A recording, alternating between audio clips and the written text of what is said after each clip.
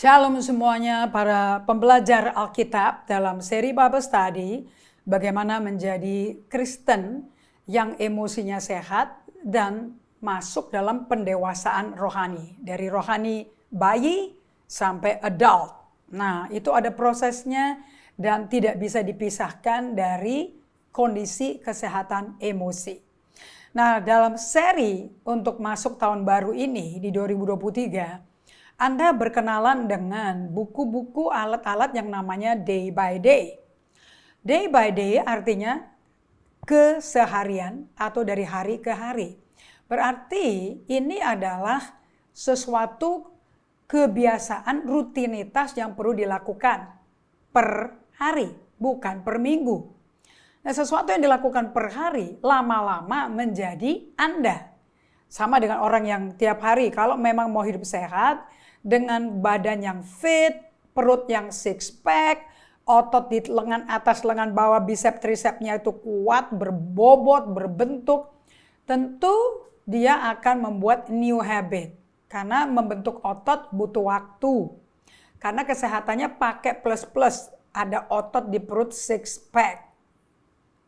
Jadi mesti ada latihan perut, latihan lengan, dan itu nggak bisa dilakukan seminggu sekali. Karena perubahan itu hanya bisa dilakukan kecil-kecil. Nggak bisa dilakukan besar-besar. Nah, hari ini ternyata kehidupan Yesus adalah kehidupan creating a kingdom habit. Menciptakan kebiasaan kerajaan surga. Makanya kita semua diajarkan. Gini loh kalau berdoa. Datanglah kerajaanmu, jadilah kehendakmu. Jadi kehadiran kerajaan Allah sama dengan kehendak Allah digenapi. Nah, untuk melakukan kehendak Allah yang terjadi bukan kehendak kita, butuh menciptakan habit. Nah, saya mau semua teman-teman yang sudah dari 2020 Maret mendengarkan pelajaran yang namanya Sabat, yang namanya Unhurried Leader, pemimpin yang gak tergesa-gesa, Unhurried Life. Oke, itu konteks itu dari Yesaya 55. Anda belajar yang mengenai day by day atau emotionally healthy spirituality. Anda mesti belajar mengenal diri Anda, kenal Tuhan, diri Anda, dan baru sesama. Anda bisa mengasihi Tuhan, baru bisa mengasihi diri sendiri, dan mengasihi sesama. Nah, mengasihi diri sendiri ini ternyata tricky. Ini nggak pernah dibahas dalam khotbah-khotbah. Langsung aja Tuhan sembuhkan. Sakit penyakit disembuhkan. Oh, itu goal gede seperti itu. Yang Tuhan mau kita lakukan bukan the big goal. Tapi prosesnya. Karena proses menentukan outcome-nya seperti apa. So, saya berdoa semua teman-teman yang sudah bergabung melalui live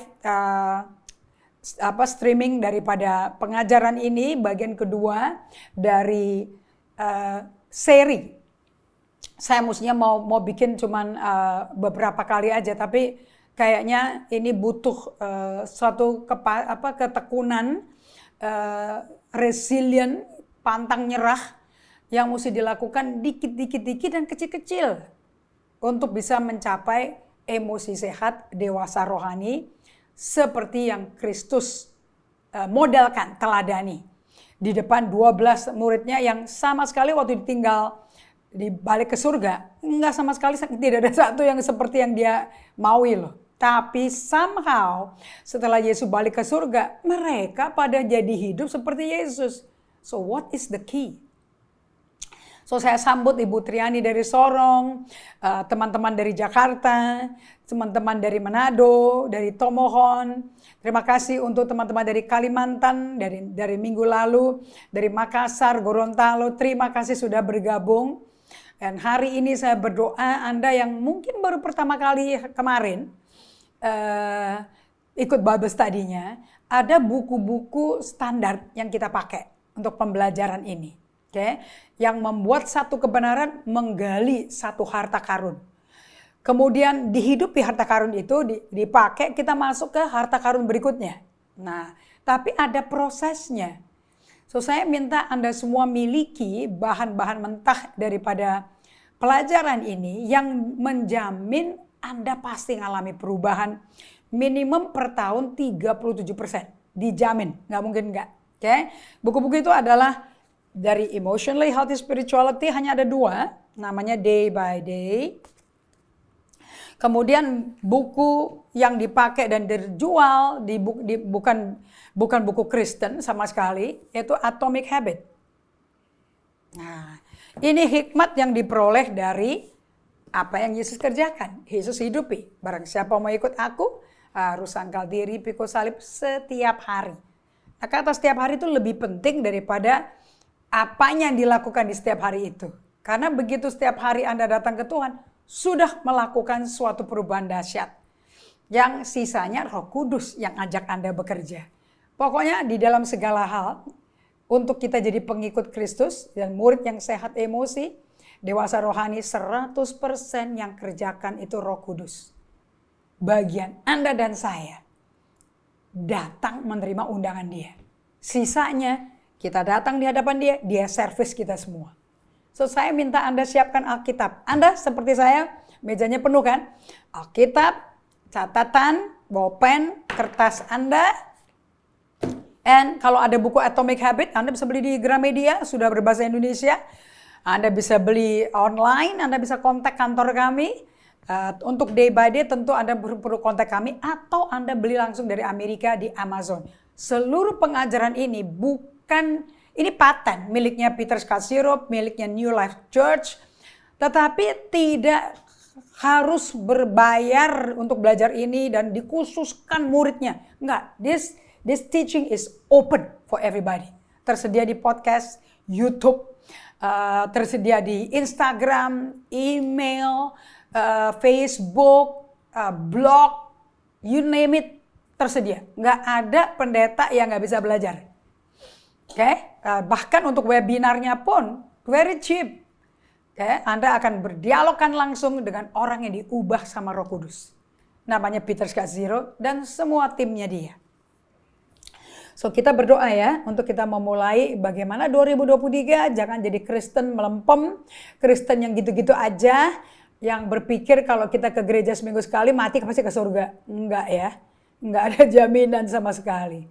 Ini kita udah di akhir zaman, so kita nggak bisa anggap sepele bahwa kekristenan itu kerjaan sambilan. Kalau cari duit, kalau kerja cari nafkah itu yang utama. Kalau nyari Tuhan, itu kan ya asal orang punya agama lah.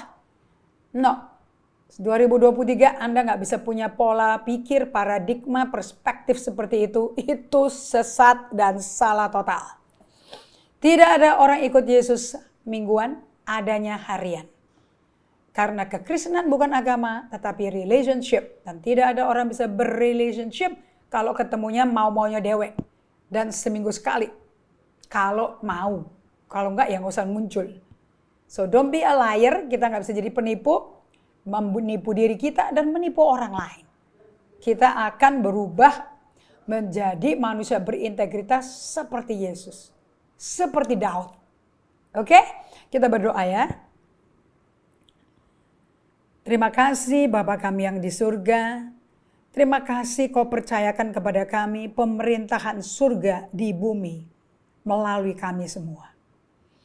Terima kasih Kau tidak mencari hewan, tidak mencari barang untuk Engkau bertahta di bumi.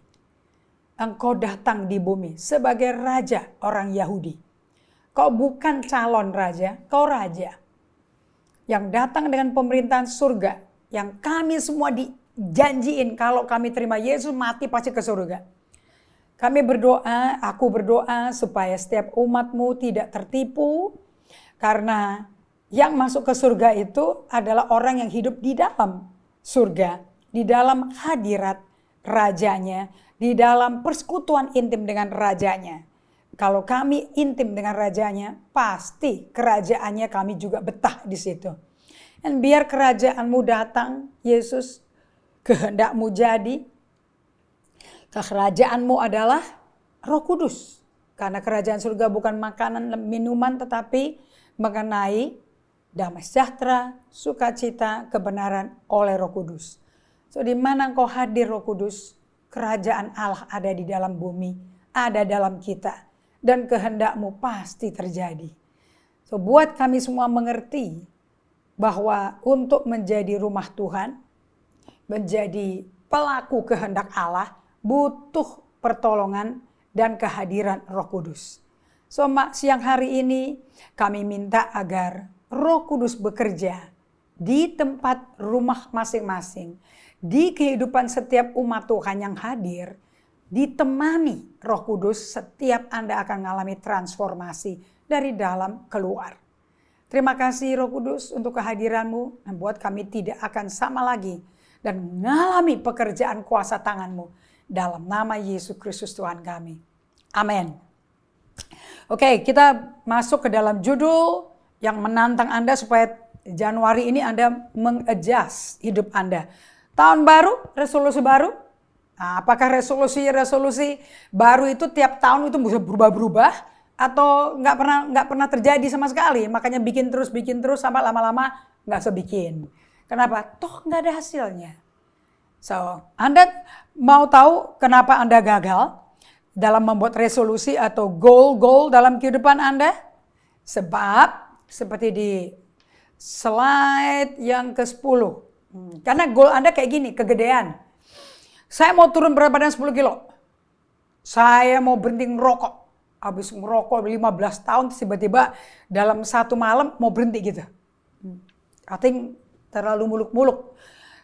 Saya rasa kekuatan nafsu dagingmu terlalu kuat untuk bisa dibantai, dibekuk untuk stop, nggak boleh ngerokok lagi. Terlalu kuat nafsu kita. Saya mau berhenti nonton pornografi. Saya mau jadi orang kudus, mau jadi suami yang berintegritas, yang tidak infidel, yang jujur sama istri dan dengan sumpah pernikahan. Okay. Saya mau jadi petinju atau saya mau jadi binaragawan, saya mau jadi juara tenis nasional. Angkat raket aja nggak pernah gitu ya. Terus mau jadi petenis juara nasional, itu saya jamin setelah 10 tahun belum kemana-mana. Nanti Anda akan gantinya mainan handphone. Oke, cuman videonya pemain tenis. Tapi Anda nggak main tenis. Terlalu besar. Saya mau jadi praktisi meditasi. Mau belajar menjadi mindful. A person with mindfulness. Itu Anda tahu nggak istilah itu apa artinya? Mindfulness artinya hanya sadar akan diri kita di saat ini. Tidak boleh perasaan masa lampau masuk, nggak boleh perasaan masa depan masuk. Hanya bisa sadar diri di kini, saat kini. That's mindfulness. Itu dipraktekin loh oleh orang dunia loh. Apakah Yesus memodelkan kehidupan seperti itu? Yang berikutnya, saya mau jadi pendoa syafaat di gereja sehingga aku jadi penyampai pesan-pesan Tuhan bagi jemaat yang lagi mengalami kondisi terpuruk, melarat ke penyakit yang fatal. Aku mau jadi pelihat, aku mau jadi orang yang standing in the gap. Tapi tiap pagi kalau suruh bangun doa ketiduran terus. Saya rasa ini long haul, man. Terlalu jauh, terlalu muluk-muluk gitu loh. Pasti saya jamin tahun ini belum jadilah. Oke, Anda baru les datang ke Tuhan dulu lah. Satu-satunya orang yang bikin habit dan langsung bikin habit dan on purpose bikin habitnya, namanya Yesus Kristus. Saya suka Paulus menulis surat kepada Timotius. Dia ngomongnya kayak gini nih. Satu-satunya manusia Allah. Jadi Allah yang jadi manusia. Namanya manusia Allah, itu inkarnasi. Yang pernah lahir serta bertumbuh besar di bumi. Dan selesaikan misi kenapa datang ke bumi on time. 100% perfect. Sudah selesai. Hanya ada berapa orang yang bisa ngomong sudah selesai? Stefanus, martir, Yesus, dan Paulus. Itu kalau sampai bisa ngomong udah kelar. Kadang-kadang kita aja belajar Alkitab udah dikasih jadwal, kita bablas terus atau nggak sampai-sampean kan. Padahal nggak ada pressure seberat Yesus loh. Nah, tapi kalau Yesus 100% selesai. Dia disebutnya, nama panggilannya manusia Kristus. The man Christ. Coba 1 Timotius 2 ayat 5-7 hari Kamis hari Rabu, maaf bukan hari Kamis. Kita belajar ini. Yuk coba kita renungkan. Karena Allah itu Esa dan Esa pula dia. Esa itu one. For God is one. There's no other God, only one God. Dia yang menjadi pengantara antara Allah dan manusia. Touching earth, touching heaven, changing earth. Anda pernah dengar nggak istilah itu? Itu lagu tuh, oke? Touching earth and changing heaven to earth. Itu mesti ada mediator. Allah di surga, kita yang di bumi. Kita di touch by heaven dan merubah kita sehingga datang kerajaannya jadi kehendaknya. Itu konektor antara Allah di surga dengan kita di bumi, namanya Yesus. Itu mediator. Anda mesti tahu peranannya Yesus. Mediator, advokat, intercessor, pengantara. Dia yang menjadi pengantara antara Allah dan manusia, namanya manusia Kristus Yesus. Itu ada di Alkitab Anda loh. The man Christ Jesus. Kristus itu Allah, Yesus itu manusia, namanya man Christ Jesus. Yang telah menyerahkan dirinya sebagai tebusan bagi semua manusia. Kalau Anda mau merayakan Natal, kenapa jadi Anda yang dapat kado ya? Kan Natal itu kan merayakan hari kelahiran Yesus kan? Hari kelahiran kan hari ulang tahun kan? Jadi mestinya yang dapat kado siapa? Yesus apa Anda ya? Jangan sampai salah loh teologinya loh. Terus apa urusan dengan Anda dapat kado dari Sinterklas? Gak ada efeknya, gak ada isinya dengan koneksinya dengan Alkitab loh. Kalau Yesus jadi kado kita, itu waktu-waktu kita lahir baru loh. Kita dapat hati baru, roh baru, dan kita diberikan rohnya. Nah itu kado. Mau tinggal di badan Anda, supaya Anda jadi kado bagi orang lain. Tapi Natal kita nggak bisa terima kado, justru kita kasih kado ke Yesus. Dan Anda yang mendengar khotbah di 25 Desember yang saya bagikan, kado itu adalah hati kita. Di mana pintunya 100% aksesnya, kuncinya kita kasih ke Tuhan. Pokoknya buat Yesus kebuka nonstop. Hidup kita, hati kita. Jadi orang yang mau merayakan Natal, Anda mesti persembahkan hidup Anda. Seperti Maria, saudaranya Lazarus, saudaranya Marta, di Yohanes 12, Markus 14, di mana dia memberikan seluruh nyawanya, apa yang dia lakukan itu yang the best yang dia bisa lakukan. Markus 4 ayat 8. Dia kasih semuanya. Kekayaan dia setahun loh, dia kasih. Minyak narwastu mahal. Karena itu dibutuhkan untuk dia melakukan profesinya. Dengan hidup amoral. Dan amoralitasnya itu membutuhkan dia pakai minyak wangi. Yang dia peroleh dari kehidupan itu. Dan uangnya dia tabung, dia beli minyak mahal ini. Untuk melayani para laki-laki. Tapi satu hari dia tahu Yesus ada di rumah orang Farisi yang kena kusta dan disembuhkan dari kustanya. Dan Yesus kok mau punya waktu ya. Datang ke rumahnya orang Farisi yang udah menghakimi dia. Dan dia tahu akan nyalipin dia loh. Bau loh, satu orang Farisi aja diladenin loh. Yesus nggak kayak pendeta besar loh. Yang butuh agenda scheduling, KKR besar di lapangan, pakai berapa miliar sound system. Yesus enggak. Anda tahu nggak mujizat paling besar terjadi di mana? Pertemuan one on one, nggak pernah massal. Massal tuh 2 kali kasih makan 4.000 orang sama 5.000 orang laki-laki. Itu juga di tempat yang tersembunyi, nggak kebuka, nggak ada yang nonton. 5.000 orang yang ngikutin Yesus. Yang kenal Yesus, yang jadi murid Yesus. Tapi orang-orang yang yang orang Romawi, segala macam, orang Farisi nggak ada. Itu malam udah gelap. Nggak sensasional. He always make time for one person pun dia bikin waktu. Dan pada waktu dia bikin waktu buat si Simon orang Farisi itu, langsung si Maria masuk dari belakang. Menangis hancur hati karena dia akan berpisah dengan yang paling mahal dari dirinya. Dirinya sendiri. Uang yang dikumpulin setahun. Dia menangis dan membasahi kaki Yesus dan menyeka dengan rambutnya. Seluruh tubuhnya dikasih ke Yesus tuh. Rambut, air mata semuanya tuh. Plus uangnya. Kata Yudas Iskariot nilainya 300 denari. $60,000 US dollar. Dia basahin dari kepala Yesus sampai kakinya.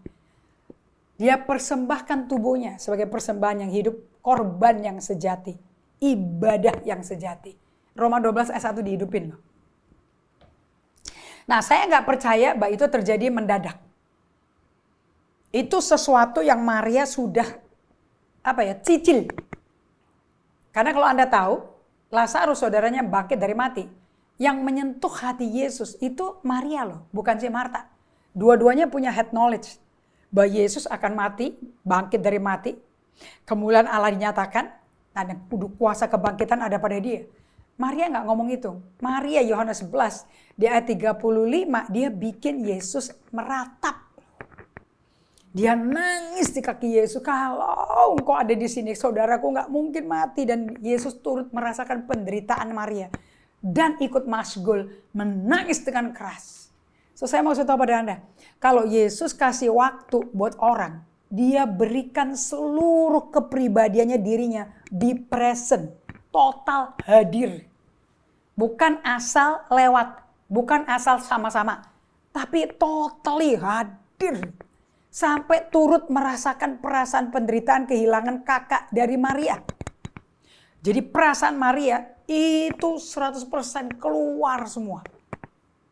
Ada di Yesus. Makanya dia ikut nangis. Marta ngomong yang sama. Kalau engkau udah di sini 4 hari yang lalu, nggak mungkin saudaraku Lazarus mati, nggak mungkin. Tapi Yesus ngomongnya dingin sama dia. Tidakkah kau tahu aku kebangkitan dan kemuliaan, aku kematian dan kebangkitan? Aku adalah kebangkitan dan kemuliaan. Udah gitu aja ditinggal. Udah Marta pulang ke Betania, Yesusnya tetap ada di tempat di mana dia ketemu si Marta. Dan Marta kasih tahu Maria, Yesus ada di sini. Tadi aku ketemu terakhir di situ. Ternyata Yesus linger, masih tinggal di situ.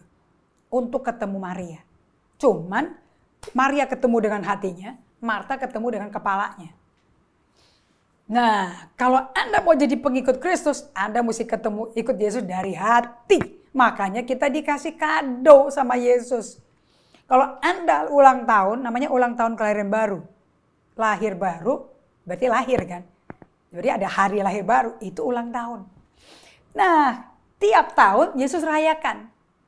Dengan Anda datang ke Yesus untuk terima hadiah dari dia. Apa hadiahnya? Rohnya, nyawanya yang dihembuskan kepada Anda. Hati Anda yang baru, roh Anda yang baru, dan Roh Kudusnya. Itu, jadi kita ngerayakan ulang tahun Yesus, kita kasih hati kita. Itu 25 Desember. Yesus rayakan ulang tahun lahir baru kita berikan akses penuh. Kita kasih kado Yesus, akses penuh. Yesus kasih kado kita apa? Nyawanya. Hidup baru, ciptaan baru, Roh Kudusnya. Dan tiap hari dia hembusin. Supaya kita penuh dengan Roh Kudus. Biarlah engkau dipenuhi Roh Kudus dan rohmu menyala layani Tuhan di tengah aniaya. Tapi jiwamu, hatimu dipenuhi Roh Kudus. Itu kado. Roh Kudus itu kado dari Tuhan untuk merayakan lahir baru kita. Nah, untuk Anda bisa berubah, satu hal Allah Yesus kasih Roh Kudus. Tapi bagaimana hal lain, Roh Kudus kerjasama sama kita. Sampai Roh Kudus bisa melakukan misinya di dalam hati kita, karena dia tinggalnya di hati kita, nggak jauh kok. Nggak ada di gedung ibadah, nggak ada di gedung pakai lambang-lambang kayu salib, nggak ada. Adanya di hati nurani orang yang pernah lahir baru. So, apa sih habit dari manusia Yesus Kristus yang hidup sejak dalam rahim perawan Maria, mama angkatnya, sampai dia lahir, dan dia hidup 30 tahun, plus 3,5 tahun terakhir, dan mati di kayu salib dan bangkit pada hari ketiga. Untuk bisa selesaikan semua itu, dia apa sih habitnya? Kita perhatikan dari outcome-nya, dari hasilnya. Lukas 2 ayat 40. Anak itu bertambah besar dan menjadi kuat, penuh hikmat, dan kasih karunia Allah ada pada dia. Jadi Anda lihat nih ya, 2 paradigm. Satu fisik, paradigma fisik, badannya fit, tambah besar. Jiwanya, rohnya penuh hikmat Allah. Bagaimana penuh hikmat Allah? Karena kasih karunia Allah ada pada dia. Kasih karunia Allah adalah grace. Yakobus 4 ayat 6 Amplified Version of the Bible. Grace adalah divine enabler. Kemampuan ilahi dari kuasa Roh Kudus untuk matikan semua niat-niat busuk, semua niat-niat jahat, dosa yang timbul dari dalam hati kita. Anda mesti baca Markus 7 ayat 14-23. Semua kejahatan, semua datangnya dari hati manusia. Makanya hadiah terbesar dan proses yang perlu terjadi setelah hadiah itu diberikan pada kita untuk kita lahir baru. Renovation of the heart. Kita mesti mengalami renovasi hati kita. Sampai hati kita memiliki kehendak Allah dan dipenuhi Roh Kudus di situ. Sehingga kita seperti Yesus waktu jadi manusia. Spermanya Roh Kudus dan tiap hari diisi Roh Kudus. Makanya 30 tahun gak kedengeran apa-apa. Ini dia semakin kuat, penuh hikmat dan kasih karunia Allah ada pada dia. Dari kecil. Ayat 52 Lukas 2. Kelanjutannya. Dan Yesus makin bertambah besar dan bertambah hikmatnya dan besarnya. Badan besar, hikmat besar. Dan makin dikasihi Allah dan dikasihi manusia. Vertikalnya beres, horizontalnya beres. Ini outcome. Ini yang kita mau raih. Kita mau hidup seperti ini. Tapi gak bisa Tuhan bikin kita dipenuhi hikmat-Mu, penuhi kita dengan kasih karunia-Mu. Gak begitu caranya. Ada kehidupan gaya hidup sehari-hari yang Yesus modelin di depan Yusuf Maria. Kemudian di usia 30 tahun, di depannya sampai 33 tahun. Di depannya Petrus, Simon Petrus dan Andreas, Yohanes, Yakobus, Lukas, Matius. Semua nonton, Yudas Iskariot. Menonton yang dia lakukan tiap hari. Nah, bagaimana caranya kita memilih habit yang benar? Ya habit yang benar yang Yesus hidupin dong. Betul nggak? Right? Nah, kita lihat di Markus 1 ayat 35. Anda bisa buka Alkitabnya, catatannya. Ciri-cirinya Yesus hidup tiap hari kayak apa sih? Hari-harinya dia. 33,5 tahun loh. Pagi-pagi benar, waktu hari masih gelap, ia bangun dan pergi keluar. Ia pergi ke tempat yang sunyi dan berdoa di sana. Pagi-pagi benar. Jadi bangun pagi udah kayak gini nih. Oke. Terus kita lihat lagi di Markus 6. Markus 6 ayat 30 sampai 32. Kemudian rasul-rasul itu kembali berkumpul dengan Yesus dan memberitahukan kepadanya semua yang mereka kerjakan dan ajarkan. Jadi mereka diutus dua-dua, top. Hasilnya prima. Terus mereka excited, adrenalin lagi tinggi. Dan mereka cerita sama Yesus. 31. Lalu Yesus berkata kepada mereka. Kepada 12 rasulnya ini. Marilah ke tempat yang sunyi. Dia gak kasih afirmasi. Dia gak kasih dahsyat luar biasa. Papa bangga sama kamu. Aku bangga sama kamu. Kamu berhasil. Enggak loh. Dia jawabannya kayak gini loh. Mari kita ke tempat yang sunyi supaya kita sendirian dan beristirahatlah seketika. Sebab memang begitu banyaknya orang yang datang dan pergi. Sehingga makan pun mereka nggak sempat. Anda lihat ritualnya, rutinitasnya Yesus. Di tengah-tengah adrenalin tinggi, excited, mereka pada capek. Yesus tahu kalau dibiarin mereka burn out. Makanya langsung di-cut. Yuk kita pergi ke tempat yang sunyi, kita sendirian dan beristirahat. Bangun pagi ke tempat sunyi sendirian berdoa. Tengah bolong, di tengah kesibukan dan keramaian, aktivitas, dia lagi ngajak murid-muridnya. Yuk ke tempat yang sunyi sendirian, istirahat seketika. Maka berangkatlah ayat 32. Mereka untuk mengasingkan diri dengan perahu ke tempat sunyi. Jadi ritme ini ritme loh nih. Di tengah sibuk, bukan ditancap sekalian biar bablas sekalian, enggak. Dia sengaja, dia punya rem ya, punya brake pedal yang stop, istirahat. Cara istirahatnya gimana? Bukan ngopi, bukan ngerumpi, duduk-duduk ngopi sambil mainan browsing Instagram. No, pergi ke tempat sunyi untuk berdoa. Oke, kita lihat ke Lukas 4 ayat 42. Lukas nyatet ini kan nggak mungkin ditulis untuk secara kebetulan kan. Pasti ada maksudnya dong. Kita mesti lihat ini. Lukas 4 ayat 42. Ketika hari siang, Yesus berangkat dan pergi ke suatu tempat yang sunyi. Siang bolong saya juga berdiam diri. Tadi ada dengar alarm, itu alarm saya untuk berdiam diri. So hari ini saya atur kembali schedule-nya untuk berubah dengan 3 hari berturut-turut yang lalu yang saya udah atur karena masih liburan. Right? So siang hari pun dia ke tempat sunyi. Sekarang Lukas 5 ayat 16. Akan tetapi ia mengundurkan diri ke tempat-tempat yang sunyi dan berdoa. Ini bukan sesuatu yang intermittent, yang kalau lagi kecapean maka dia berhenti. Ini dia nggak tunggu capek kok. Dia lakukan capek apa nggak capek, makan apa nggak makan. Oke, di Matius 4 juga Yesus menyendiri di tempat yang sunyi. So ini rutin seperti itu. Nah sekarang saya mau ajak Anda. Jadi kalau kita disuruh pilih habit yang benar, ya caranya bukan fokus ke hasilnya. Karena kenapa kok kita kelewatan ya? Baca semuanya ini kelewatan kenapa? Karena kita nggak lihat hasilnya. Tapi muridnya niteni. Mereka ngomong begini. Guru, ajarin dong kami bagaimana berdoa. Karena mereka lihat tiap kali Yesus sendirian berdoa, turun dari bukit tempat dia sendirian, pasti mujizat terjadi. Jadi muridnya nggak minta bagaimana bikin mujizat, bagaimana berdoa. Setelah kelar doa, boom, mujizat terjadi. Jadi mujizat itu goal gede, the big outcome. Yang perlu kita tahu adalah the process kepada outcome itu, right?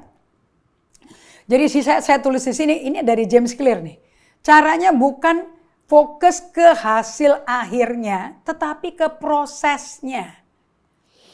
Oke, so kalau bukan ke hasil akhirnya, bukan ke goal, bukan ke resolusi yang gede-gede, yang kita udah males nengok lagi.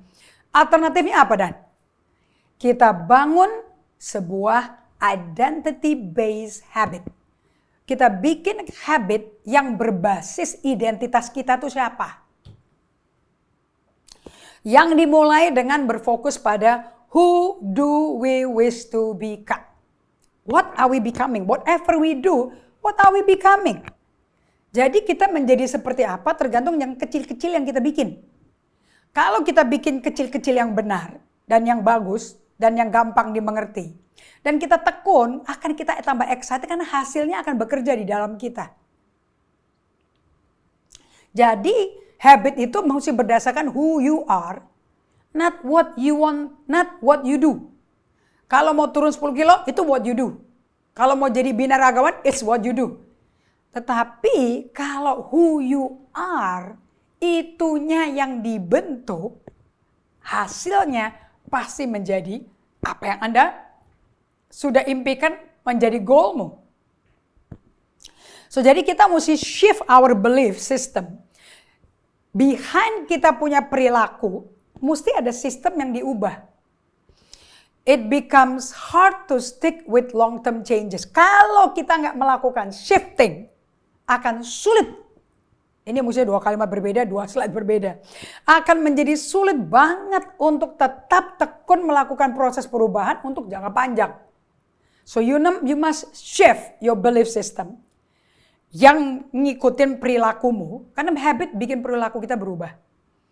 Okay? So improvement yang Anda perlu bikin, kalau Anda mau pikirin goal gede, resolusi gede, improvementnya dikit dan nggak tahan lama. Okay? Contoh, mau turunin berat badan, udah pakai alat, pakai obat, bablas. Kalau pribadi Anda sukanya hidup nyaman, hidup enak, kenapa mesti puasa? Kenapa mesti diet? Diet sakit, menderita. Kalau hati kita, pribadi kita sukanya yang nyaman-nyaman, yang enak-enak, nggak cocok buat diet. Jadi kalau mau diet, turun 10 kilo, Anda mesti bikin habit baru yang benar dan jelas dan mudah dimengerti dan enak dilakukan. Ya Anda mesti berubah. Aku nggak bisa hidup enak-enakan terus. Aku nggak bisa cari kenyamanan. Aku mesti cari kesehatan. Sehingga dengan pribadi perilaku seorang yang hidupnya sehat, Anda punya perubahan kecil-kecil yang rutinitas perlu dilakukan tiap hari. Dari orang yang suka nyaman menjadi orang yang suka sehat. Who you become, itu dulu yang difokusin. Nah, itu akan kecil, walaupun gak kelihatan awalnya, pasti kecil-kecil. Lama-lama jadi bukit, akan kelihatan. Mountain yang lama hilang, muncul mountain yang baru. So, kalau cuman fokus ke goalnya aja, perubahan-perubahan kecil yang Anda bikin, gak makan nasi, tidurnya lebih pagi, gak makan goreng-gorengan, gak lama lah. Sampai itu menjadi bagian hidup Anda, kalau itu bukan bagian hidup Anda, it will not change you. Ini saya kutip dari The Atomic Habit. Chapter 2, okay? Improvements are only temporary. Memperbaiki ini hanya temporary. Dulu minumnya cafe latte, cappuccino, flat white. Sekarang enggak. Aku nggak minum susu, gemuk. Jadi minumnya air putih, kopi hitam. Tapi kalau Anda mau carinya kenyamanan, kopi hitam nggak pakai gula, Anda lama-lama nggak nyaman loh. Kenapa? Pahit. Anda akan tetap cari yang manis-manis. Nah, kalau habitnya di break kayak begitu, Anda tahu nggak? Otot yang udah dibangun sebentar, kendor lagi, drop lagi. Anda mesti mulai dari nol lagi. So little improvement are only temporary until they become part of who we are. So the goal is not, contoh ya, the goal is not to become a straight A student. Anda nggak perlu kok jadi murid matematika atau murid SMA yang lulusannya straight A. Angkanya honors degree, semuanya nilainya nggak perlu. Sama sekali tidak perlu. Anda cuman butuh, Anda mau jadi apa? Kalau kepingin dapat angkanya A terus kalau ujian, ya udah Anda mau menjadi student, menjadi orang yang suka belajar. Dari suka nonton, ngalur ngidul, jalan-jalan, muter-muter, turis-turis, Anda berkata, aku mau berhenti jalan-jalan. Aku mau belajar menjadi seorang yang studious. So I want to become a person who study every day. Kalau saya belajar tiap hari, udah pasti angkanya akan A. Nggak mungkin nggak sama sekali. Okay? So you want to be an A student, nah, Anda mesti belajar setiap hari. 2, saya mau jadi pelukis. Saya mau bisa ngelukis. Jadi Anda goalnya ngapain? Mau jadi artis. Artis itu goal gedenya. Nah, kalau habitnya apa? Bukan ngelarin gambar. Tiap hari belajar, ngepaint, belajar, pegang kuas, pegang kertas putih, belajar sketch. Betul apa tidak? Tiap hari Anda lakukan itu. Lama-lama Anda bisa nggak menggambar? Lama-lama suatu hari jadi painting nggak? Painter, artis nggak? Iya. Oke. Goal. Saya nggak mau jadi orang yang menang dalam pertandingan dan kompetisi. Kenapa kok Anda nggak ngomong begini? Aku goalnya mau menjadi orang yang praktek olahraga tiap hari. That's who you are. Mau jadi juara ya mesti praktek tiap hari. Mau jadi juara sekolah ya praktek belajar tiap hari. Kalau memang orang, kenapa kok anak bisa dimarah-marahin untuk belajar? Padahal di sekolah-sekolah yang bagus tapi belajar setengah mati. Karena memang dia tidak pernah mendapat mimpi atau goal. Dia akan menjadi juara sekolah. Udah bisa sekolah udah happy, haleluya. Tapi nggak usah jadi juara, dia udah happy. Nah kalau mau angkanya rapotnya bagus ya taruh gambaran. Untuk jadi pembelajar yang nilainya selalu 100, kamu mesti jadi pembelajar tiap hari. Untuk menjadi artis, kamu mesti melukis tiap hari, bukan ngelarin lukisan. Untuk Anda menjadi balerina juara yang nari dengan balerina dari Rusia yang nyanyi mainnya di New York, Anda mesti belajar, Anda mesti jadi penari yang tiap hari latihan. Anda mesti belajar pirouette, Anda mesti belajar berdiri di atas jari jemari. Anda mesti turunkan berat badan. Anda mesti menjadi apa? Anda mau jadi balerina. Anda mau jadi artis. Nah, itu habitnya diciptakan dari situ. Oke, so saya baca di sini, the identity based habit adalah orang yang membuat kebiasaan baru untuk menjadi apa yang di-outcome-kan, apa yang dimimpikan itu. Supaya dia fokus, dia kepingin jadi siapa, bukan apa yang mau dicapai. Yang mau dicapai nggak usah diubrik-ubrik. Anda mau jadi siapa, itu yang diubrik-ubrik. Itu bab 2 dari Atomic Habit. Oke, saya bacain ya, summary dari bab 2. There are 3 level of change. Outcome change, process change, and identity change. Kalau identity change itu hati nurani Anda, hati Anda. The most effective way to change your habits is to focus not on what you want to achieve, but on who you wish to become. Jadi ada 3 tingkatan perubahan. Perubahan hasil akhir, perubahan proses, dan perubahan identitas. Yang kedua, cara yang paling efektif adalah untuk merubah habit-habit Anda. 1, fokus bukan kepada apa yang engkau akan raih. Tapi fokus kepada Anda mau jadi siapa? Mau jadi apa? Ketiga, identitas Anda keluar dari habit Anda. Apa yang Anda lakukan tiap hari? Yaitu identitasmu. Every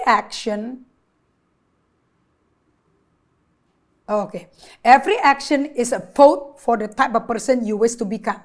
Setiap tindakan adalah voting. Voting untuk melakukan jenis, Anda kepingin jadi jenis orang kayak apa sih? 4, becoming the best version of yourself, untuk menjadi jati diri Anda yang the best, membutuhkan Anda untuk secara kontinum, terus-menerus mengedit kepercayaanmu. Sistem percaya Anda perlu diedit dan perlu di-upgrade dan perlu diekspansi. Perlu diedit, di-update dan perlu diekspansi. Yang terakhir dari bab 2, the real reason habit matters. Alasan yang paling penting di belakang kenapa kok habit itu penting. It's not because they can get you better result. Bukan karena kalau pakai habit ini hasilnya akan lebih baik. Hasil lebih baik ada, tapi nggak jamin ke situ. But because they can change your belief system about yourself. Tetapi habit ini akan merubah sistem percaya diri akan dirimu sendiri. Anda percaya dirimu nggak mampu, nggak ada artinya, percuma, nggak minder, insecure, nothing good about you. Anda percaya kayak gitu? Nah, kalau Anda mau jadi petenis, juara tenis, menjadi juara sekolah di kampus maupun di SD, SMP, SMA, tapi Anda percaya belief system Anda tuh nggak ada papanya, Anda nggak seperti kakakmu, Anda bodoh, Anda amount to nothing, apa-apa nggak bisa loh. Kira-kira outcome-nya nyampe nggak ya? No. Tetapi kalau habitnya untuk merubah belief system Anda dilakukan, jadi perubahan belief system butuh habit, butuh rutinitas. Kalau sampai rutinitas hari-hariannya berubah, kira-kira outcome-nya berubah nggak? Berubah. Oke. Anda, the real reason habit matter is because they can get you better result, but because they can change your belief system about yourself. Jadi tujuan daripada Anda melakukan habit simple, untuk Anda bisa menjadi orang yang punya sistem percayanya berubah. So the system yang diubah dulu. Oke, so saya mau Anda semuanya perhatikan baik-baik, jangan fokus ke punya rumah 5 kamar. Punya mobil 3, anak 1, saya 1, istri 1. Anak lulusan Amerika semua, itu goal gede. Tapi kalau habitnya nggak dibikin di dalam belief sistemmu, ya nggak mungkin terjadi sih outcome-nya. Karena untuk menjadi anak jadi juara sekolah di Amerika, punya bisnis yang berhasil di Indonesia, praktek yang berhasil, yang berubah tuh apa? Belief sistemnya dia, bahwa dia adalah seorang pembelajar yang hariannya rajin praktikum. Bukan belajarnya pas duduk nongol di kelas. Nggak akan tahan lama dia, nggak betah. Bisa kabur loh dari sekolah loh. Belum tentu dibully loh. Tetapi karena belief sistemnya sendiri, nyerang dia sendiri. Oke? So, Anda mesti bisa bikin motivasi perubahan hidup terjadi waktu sebuah habit menjadi bagian dari identitasmu. Kalau Anda bisa bikin motivasi hidup Anda, di mana habit Anda bisa menjadi your identity.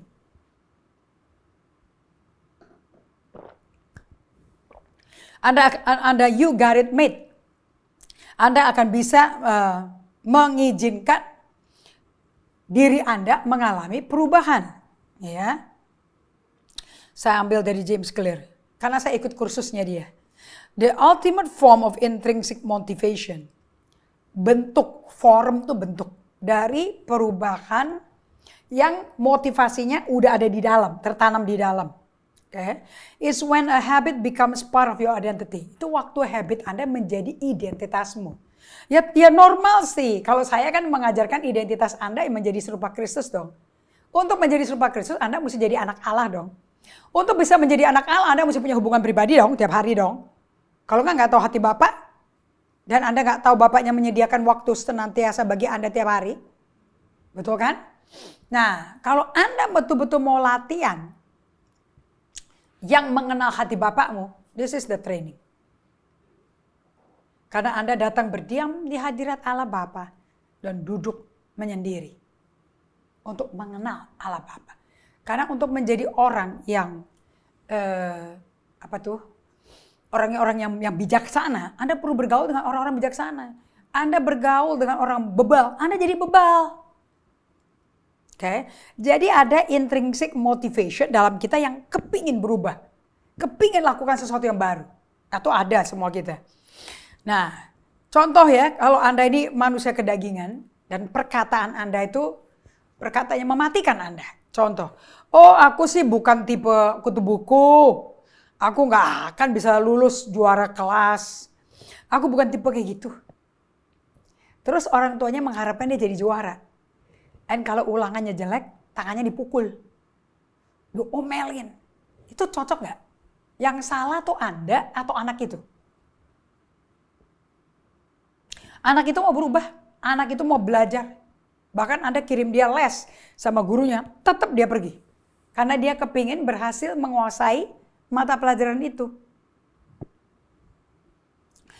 It's one thing to say I'm the type of person who wants Jesus. Is something very different to say I'm the type of person. I'm only the type of person yang melakukan seperti ini. Nah, ini akan membawa pertanyaan yang penting sekali untuk Anda mengerti betapa identitas Anda berperan sangat penting. Nah, yang ini saya baru belajar ini dari kemarin.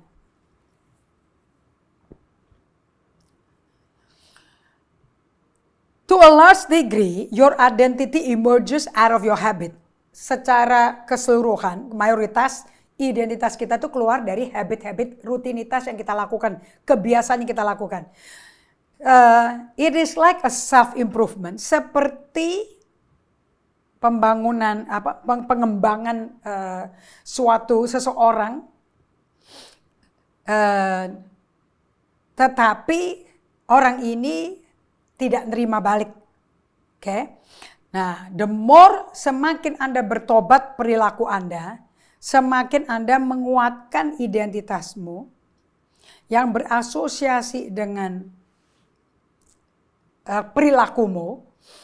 Okay? And the more you reinforce the identity, the more natural it will be to repeat the behavior. Nah, saya ulangi lagi ya. To a large degree, your identity emerges out of your habits. It is likely self-improvement feedback is a feedback loop.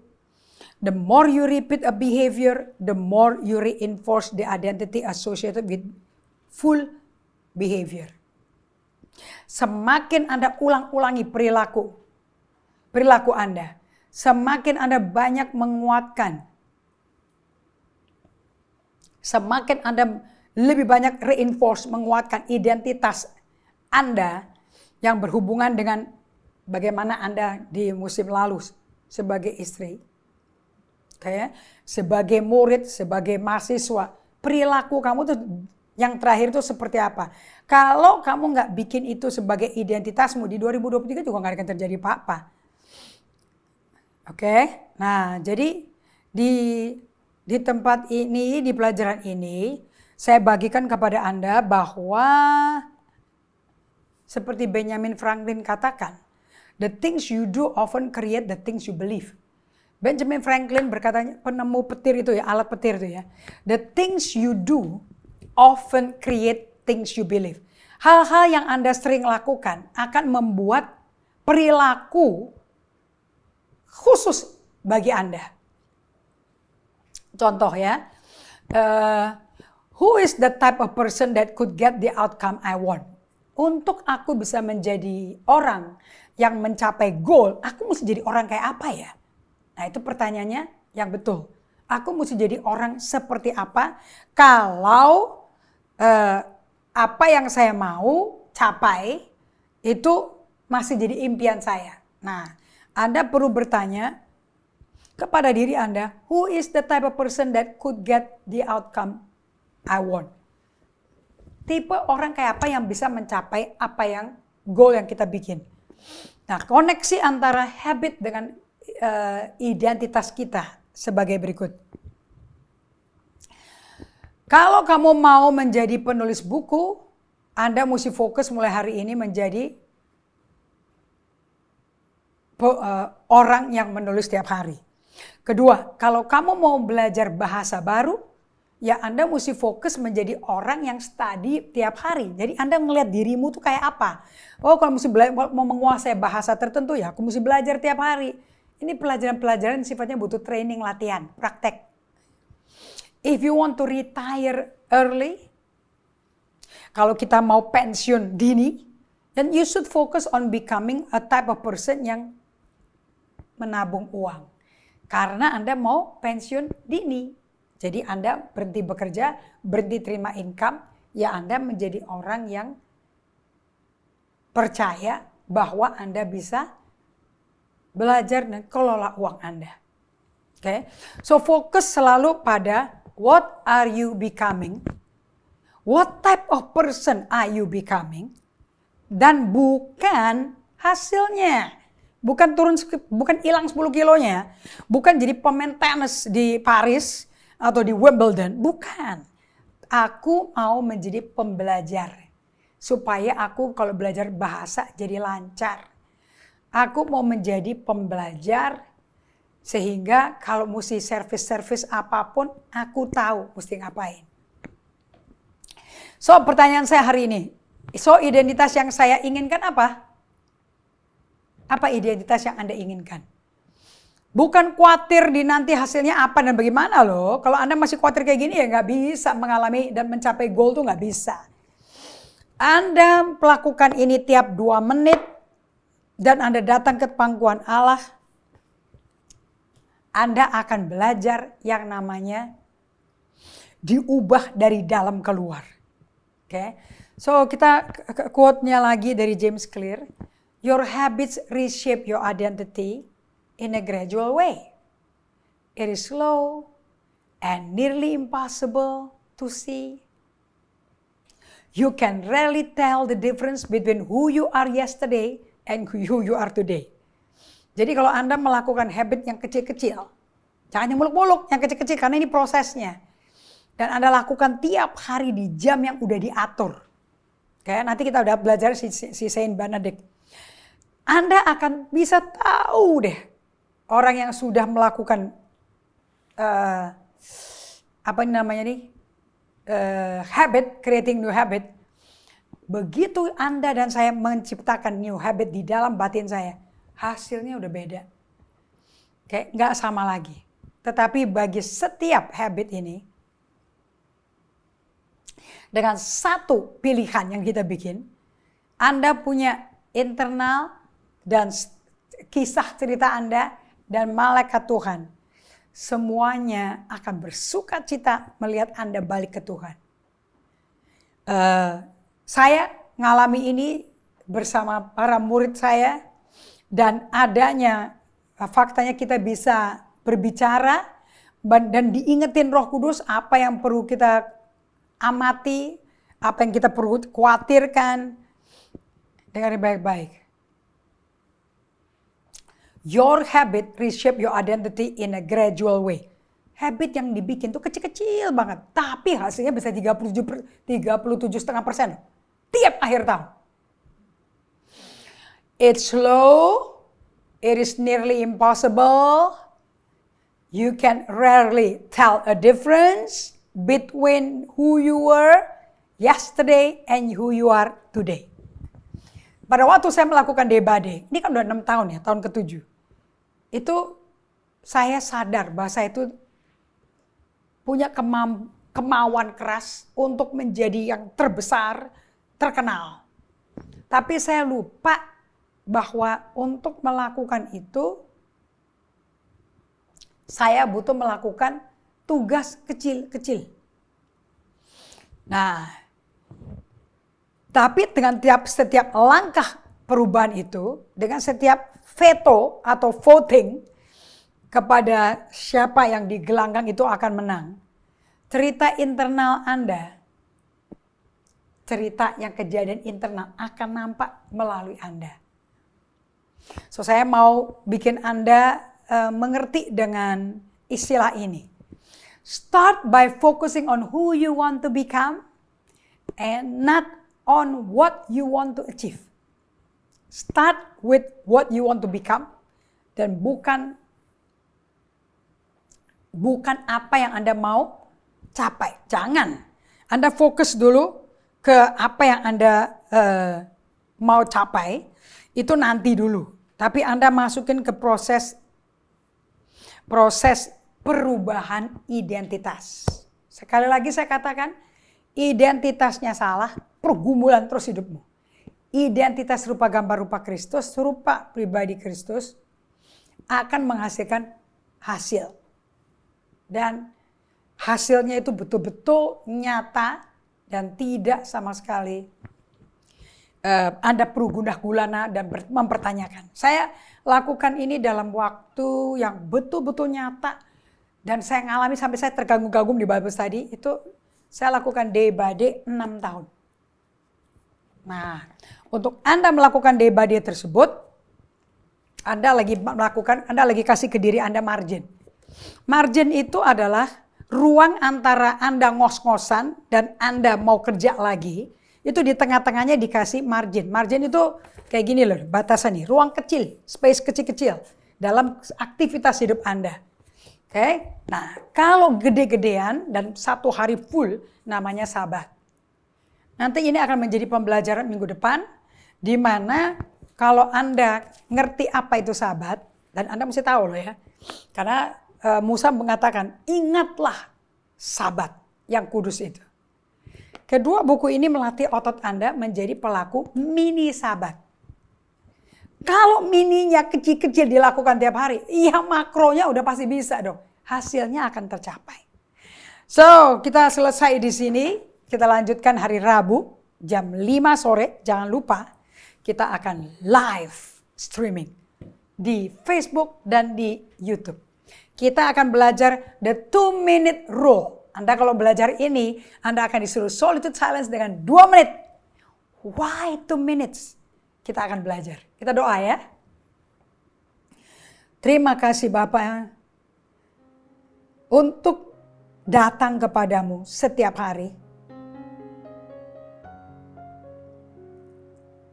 Kami berterima kasih di tengah cuaca yang penuh dengan badai, penuh dengan kecelakaan, penuh dengan kegelapan. habit yang kau modelkan Yesus adalah habit yang membuat terang dunia tinggal dalam kami. Dan terang itu adalah kehidupan kami. Sesuai Yohanes 3, katakan Yohanes 8, katakan semua itu menunjukkan kepada Yesus. Aku berdoa agar semua umatmu yang mendengar, yang hadir, terpenuhi dengan hadirat dari pribadi Roh Kudus. Terima kasih Bapa, aku berdoa di dalam nama Yesus Kristus. Amin. Oke, kita berjumpa lagi. Jangan lupa Anda bisa dapat resources ini semua di toko buku kami. Anda bisa kontak Life Bookstore and Atomic Habit. You can get it anywhere di Indonesia. Anda mesti belajar. It's just equipping us menjadi akhirnya seperti Kristus. God bless you.